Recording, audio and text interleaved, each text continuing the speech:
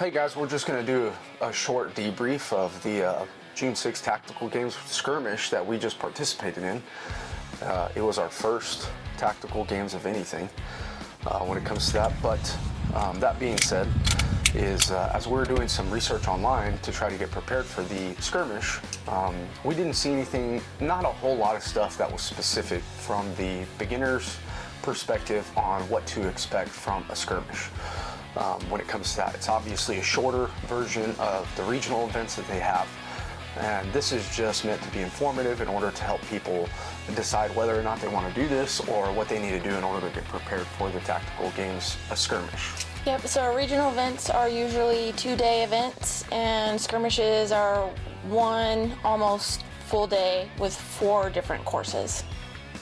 And that will probably vary based on region and all that stuff. There may be different, there may be more stages or less stages depending on region and how many participants there is, or, weather and things like that.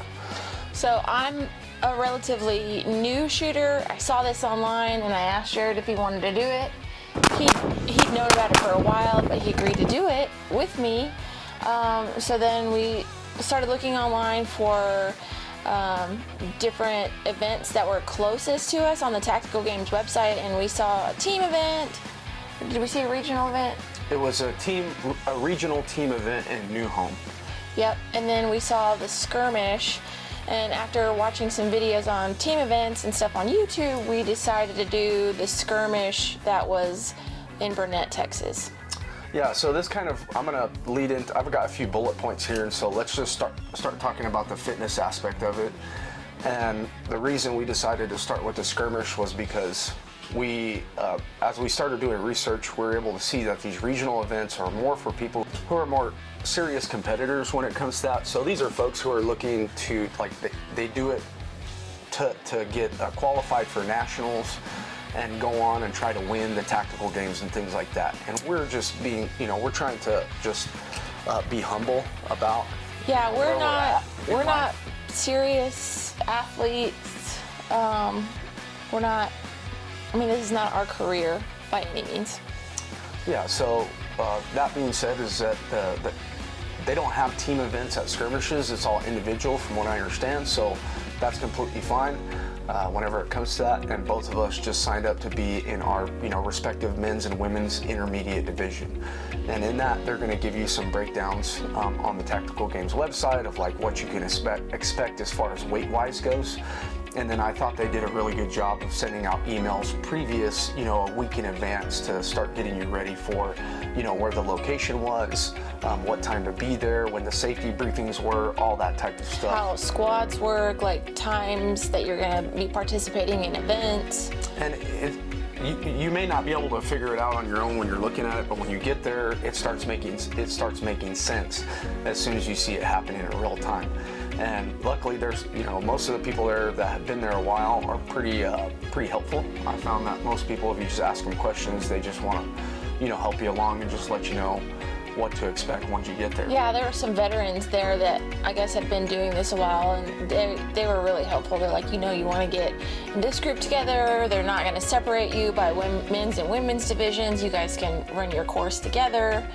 And I feel like regional events, they are probably more specific. So if you're going to be in a women's intermediate or women's elite or women's tactical, they're going to separate you with the group probably. But for this, they just count by 5, and then you're in that group of 5, and it doesn't matter who you're with. Yeah, absolutely. And so that's kind of just be humble and just ask questions. Tell people, hey, this is our first time here. Would you mind helping us out, pointing us in the right direction? And if they're new, they're going to say the same thing. Mm-hmm. And they're going to essentially be looking for people to try to help them out whenever it comes to that. And it seems like everybody there was more than willing to kind of help you get squatted and all that type of stuff. But obviously if you're going to a regional event, you've probably done more than one of these. It won't be your first one. So I would suggest, if you're looking to do something like this, do not start with a regional event. Definitely start with a skirmish so that you can kind of get your feet wet and start understanding how the process works. Right. So it started, the meeting that we had started, what, 7:15? 7:15. Like a like a brief meeting. Safety briefing for everybody, just talking about safety and obviously like having a good time, but also, you know, where everybody was going to be, the 2 ranges that you were going to be shooting at, and what squads were going to be going where starting off. All that stuff. So it was I thought that was detailed enough. And then even that, like I would say this, pay attention and pay attention to your emails. Yes, read your emails, read them thoroughly so that you understand. You don't want to be the person who's causing delays and frustrations because, you know, you didn't bring a piece of equipment that you should have. So anyhow. So when you first get there, don't unload any of your stuff. Just wait for your safety briefing because there's a lot of people unloading tents and coolers and getting their camp set up, and you have to move. So don't get anything out yet until after your safety briefing, and then they'll tell you where to go, and then you can go set up your camp wherever they advise you to go. Yeah, and I was worried about not having a lot of time to do that, but like any shooting competition, if you've ever shot in one, there's periods in time between when you're shooting and when you're waiting to shoot for the next stage. So you'll have time to figure out where do we want to set up, what do we want to set up whenever it comes to that, if you're going to bring a tent or if you're going to bring a wagon or whatever it happens to be. You know, you'll have time to kind of figure those things out. And also, like, if you did want to record, that was something that we wanted to do, but we thought like we didn't have enough time, and so we didn't do any of that stuff. And so some of the footage that we have is not ours. Luckily, some people shared some stuff with us, so we do have a little bit of footage whenever it comes to that. And everybody's recording themselves there, so don't feel like me or I'm like, oh, I just feel weird like recording myself. But it's a good learning experience to be able to see yourself competing and shooting and say, well, what do I need to do better? Where can I improve? Mm-hmm. So when you get there, safety briefing, and then they break you up into groups of 5 people, and they just count off 1, 2, 3, 4, 5. You're group 1. 1, 2, 3, 4, 5. You're group 2. So if you're wanting to be with your friends or specific people, gravitate towards that, or just make new friends like we did. Like we didn't know anybody in our squad. Luckily, we had an extrovert that kind of adopted everybody. Yeah, that was nice. But yeah, I would say this also is with that is that you're going to be shooting with a group of people. So let's kind of move to the next little topic here as far as competency goes with firearm stuff. Mm-hmm. And so this, I would say this is not for beginners. Like, they can help you through the thing, you can limp along through it, but you should have some level of competency with your firearms, like a pretty good level of competency, I would say, because you're shooting around a lot of people, and if you're brand new to shooting and you go to one of these things, you may end up finding yourself being disqualified because your nerves are so amped up and stuff like that, that, you know, you do something that you shouldn't have done out there, and then before you know it. Like, you don't have to be a good shooter. Right. But safety is more important than being a good shooter. Mm-hmm. And so if you're not safe, then you may end up finding yourself disqualified, and you know, you paid whatever registration fee and you travel to this place, and then all of a sudden you got to sit out the rest of the day. Mm-hmm. Then you're just a spectator, and nobody wants that. So one thing I will say that several people forgot is remember your chamber flags. Don't forget them. Yeah, that's just, you know, one of those things of like reading through all the, you know, your emails, the email on that stuff. Just be prepared for all that stuff. And like when they tell you more than probably what you're going to need. So like 5 magazines of that, 5 magazines of this. They're going to tell you more ammo than you need. So bring the ammo that they tell you plus a little extra, and that's what I did. And we had, you know, more than enough whenever it came to that. Yeah, come with empty magazines and just load the amount of ammunition that they tell you before each stage, and you'll find out at the stages, and you'll have plenty of time to do that. Yeah. So, and part of the competency is understanding the language of the shooting culture, not just the shooting culture, but, you know, just firearms in general. So kind of knowing the anatomy of your firearms, like what is a bolt lock, what's a slide lock, what does it mean to drop the slide and drop your hammer on the gun, because they're going to be using those. The range safety officers are going to be using that language in order to tell you to like make the gun clear and safe and then set it down.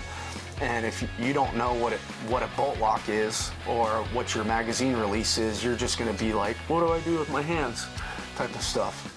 And then they're going to have to, that's okay, but at the same time, it just, makes things go longer.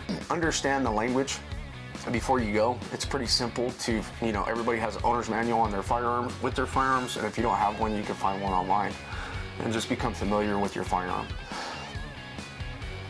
Also, on that aspect, continuing on that, is we just started shooting around. Like I've shot rifle for a minute, but I haven't really delved into shooting long range, and neither has Lakin. I've never shot long range, and that was the first stage. Yeah, so our first stage we were shooting out about 370 yards, I think is what it was. Both of us, we did all right. I mean, like for our group, we hit, a higher percentage, I would say, than everybody else. But like it's still, like you always want to do a lot better. You don't want to, hit 7 out of 48 shots, and that's like what we did. Yeah, so that's humbling whenever it comes to that. But know that you're probably going to shooting with a rifle. You'll be shooting, at least probably 100 yards to anywhere out to 400, somewhere in that neighborhood. And so just realize that, and don't get too stressed out about that either. I mean, there was a lot of people who had a bunch of zeros, so that's not a big deal whenever it comes to that. And then the same thing with the pistol is you're going to be shooting probably 15 to 20 yards. You may shoot a little bit closer than that. You may shoot a little bit further than that. But nothing was super close though on pistol. No, and that's what I was thinking. 15 to 25 yards is where these ones were probably set at. Mm-hmm. But just be able to understand what do I need to do at distance with the pistol, and then also not allowing yourself to get so worked up about misses that you don't finish a round. You don't finish a shooting round. The next bullet point we're going to go over is just a fitness aspect, and this is something that I noticed, not necessarily with myself, because I've been to the point where I've injured myself overestimating what I think I can do enough times that I don't want to do that anymore. Obviously, as you get older, you don't heal as well, and it kind of slows you down from whatever your personal fitness goals happen to be. And so, the men's intermediate is where I wanted to be, and that's what I wanted to kind of go back a little bit as far as these different groups that they have. They've got like men's elite, men's tactical. Same thing with the women's. It's all like elite, tactical, over 40, intermediate, and maybe one other one. I can't remember. You can go look on the Tactical Games website, but essentially the thing that distinguishes you in groups, everybody shoots the same distances, you shoot the same amount of rounds, all that type of stuff. The thing that distinguishes you is the weight that you have to carry for your events. Yeah, exactly. And then maybe perhaps the different events is like, at this Tactical Games Skirmish, they didn't have rope climbs, which is a great thing because I don't think I could have done rope climbs. But that's probably what is the big thing that distinguishes you in those groups. And so, I had to carry an 80-pound sandbag. She had to carry a 60-pound sandbag. But we saw some folks there that you can definitely tell that they overestimated their abilities, and they were carrying 200-pound or sandbags or 165-pound sandbags, and they just couldn't finish their course. They had to stop a lot, which that's a lot of weight. So just be mindful when you go in of what your capabilities actually are, because if you're not carrying 60 pounds for like 15 yards, it's like 100 yards. Or more than that. Or more. Because I think the first stage, I think it was probably 100 yards per two laps we did. Every 2 laps, so I think it was like 400 yards. Yeah. But anyhow, just don't overestimate your capabilities and just go into it like humbly, especially for your first one. And just, hey, I just want to finish whenever it comes to that, and then see where we fall in the scoring and ranking and all that type of stuff. Yeah, you definitely don't want to get hurt and finish the, finish. And then another little bullet point here is learning to game the system. So for, if you've never shot a shooting competition, there's ways for you to game the system in the fact that you learn where the scoring matters more, whether it's, in speed or accuracy. And with this, there's obviously the fitness aspect and there's the shooting aspect. So in one of the stages, like the first one, it seemed like what was more important was the fitness aspect, because it was such a long range that they were almost anticipating that people were going to miss a lot of shots. And so it was like, hurry up and get done with your shooting. Or like I was telling Lakin, we had 12 shots each round. Like maybe the first 6 really pay attention to try to hitting your target, and then the last 6 just send them quickly so that you can hurry up and do the fitness portion, and your time is going to matter more. Yeah, time mattered on that aspect. Right. And then there are other ones. There was another one where your accuracy almost mattered more, because everybody was rolling for the same amount of time. You know, it was 1 minute on, 1 minute to shoot. And so it was like the fitness aspect, I guess it did matter because you're burning calories. So the other portion was like, if you don't know how to use a rower to like game it, and that's what some of the guys were trying to explain to me, like, you know, you got to do this and you got to work the machine like this in order to burn more calories, where you're not actually working harder, but you're gaming the machine in order to gain more calories. And so just pay attention to those guys, kind of ask them, you know, how would you do it? I saw you doing this. Why were you doing that? Okay, I'll try to do that as well. And with that being said, kind of learn the point system and how it works. I still don't understand it whenever it comes to all that. I didn't really understand the point system either, but like on your timed events, make sure you have you finish with ample time, and that you can carry heavy things for long distances and long periods of time. On your cardiovascular things, make sure you can get your heart rate up enough and burn enough calories to have your calories count towards your points. Yeah. And then the last little thing is just like kind of a gear breakdown, is be familiar with your gear when you go out there. And that, you know, that includes your guns, your belt, your plate carrier, all that stuff. Is like, don't, you know, go out the week before and buy a bunch of stuff and then it's their first time using it whenever it comes to that stuff. Just be a little bit familiar with it. And you know, there's tons of videos out there on gear and how to use the gear. Right. Yeah. And we're going to do a little video on kind of like, especially for newbies, like not trying to spend the most amount of money and get the coolest gear whenever it comes to that, but spending your money wisely in order to get the gear that's more specific to the tactical games when it comes to that stuff. I mean, that's pretty much all I got whenever it comes to that, I think. You want to go through the stages? What we did? Yeah, well, we can go through the stages right quick. So I'm not sure if they're going to have those on the website. On their website, they have different ones you can go on their website and kind of look at. Some of the ones that they'll have at different events, but the ones we did, the first one we did was... We did, you had to stress carry your sandbag, and we were in the intermediate group, so mine was 60 pounds, Jared's was 80 pounds, and you had to carry it 100 yards or so. I would say that's 200. what it was. They had a little course set up where it was just basically a rectangular pattern, and you just walked around it 2 times, and then you had to drop it, and then you go shoot 12 rounds at 360 or 70 yards, whatever it was. Yep. And so then obviously unload, show clear, make the gun safe, and then get back up and do it again, and you did that for 4 rounds. Yep, and so after you get finished with your courses and everybody gets finished in your group, then you have to judge the next group. It's like you're keeping time, and you have to have them show clear, so you need to know the language also, like, you know, drop your magazine, you know, pull the hammer, you know, all the things. You have to be their range safety officer, so you need to be familiar with those words also. Yeah, absolutely. And so that was the first one, and then understanding, like, you'll be able to see, like, when can I catch my breath, essentially, and try to catch your breath before you start shooting, especially on those ones. Yeah, take a couple seconds, catch your breath, and then, you know, lay down and get after it. Yeah. So. One thing we didn't touch on was just shooting from different positions as well. So like kind of as you're training, thinking about that, especially with rifle, even with pistol, because they probably will, that different tactical game stuff, is shoot from different positions as far as like standing, kneeling, prone, shooting off barricades. We shot through several barricades. Or one round was all barricade, so make sure you know how to use a barricade and position your rifle to different angles to shoot through those barricades. Yep. And then that was the second stage, actually. Yep, the second stage was a minute rowing, a minute shooting. So you rowed a minute, counted your calories, and then you had a minute to shoot your rifle, 150 yards?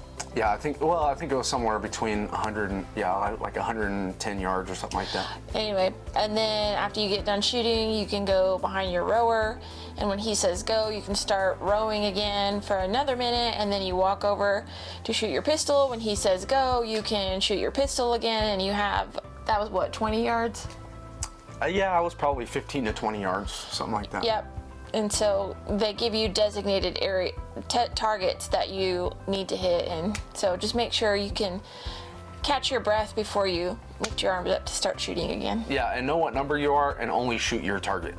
Yeah, don't shoot your anybody buddy's else's target, because you're all lined up 1 through 5, and there's 5 targets out there. So if you're in lane 2, make sure you shoot target 2. It'll be set out there. Yeah, absolutely. And then the third stage was. The third stage was steel plates for us. Yeah, and I think it was probably about 20 yards, 15 to 20 yards, something like that. And they had little 6-inch steel plates set up, and this was what they call a pistol aggregate. So if you've done any shooting competitions, essentially it's a standard. It's a shooting standard that you're going to see at some tactical games, and you'll see it at different ones as well. So you can practice it regularly so you can get better at it when it comes to that. And it's kind of, if you're familiar with USPSA or IDPA, it's kind of like a qualifier is what it's called. And so you were, the boxes were probably about 15 yards apart, something like that. And then you started with both hands, 2 hits on steel on each one of the targets. And then you had to do a mandatory reload, transition to the other box, and then shoot strong hand only. Yep, so you could take as many shots as you needed to hit your 2 shots per target. And it was timed. This was a timed event. There's no fitness at all in it. Yeah, and that was one of the quickest ones, other than the last stage for us, which was just a fitness only stage. And that stage was burpees over box for 2 minutes. So that one went by pretty fast too, because everybody in the group just had 2 minutes to do burpees over box, and it's just how many can you do. So one thing that we kept forgetting is just to make sure once your chest is on the ground for your burpee to pick your hands up, or else your burpee is not going to count. And then yeah. So anyhow, I'll bring a lot of water, bring some food, bring more water than you think you need, and then bring extra magazines. You know, it's a matter of like reading through the email that they send you. And like I said, it's always better to have it and not need it than need it and not have it. So just bring extra stuff. Like if you've got, they say bring 5 magazines, bring 6 magazines, because you never know. You may have a gear malfunction, you might have a magazine break or whatever. That's happened to me before. So just bring a little bit more than you need, and you'll be good to go. Cool. Yep. See you next time.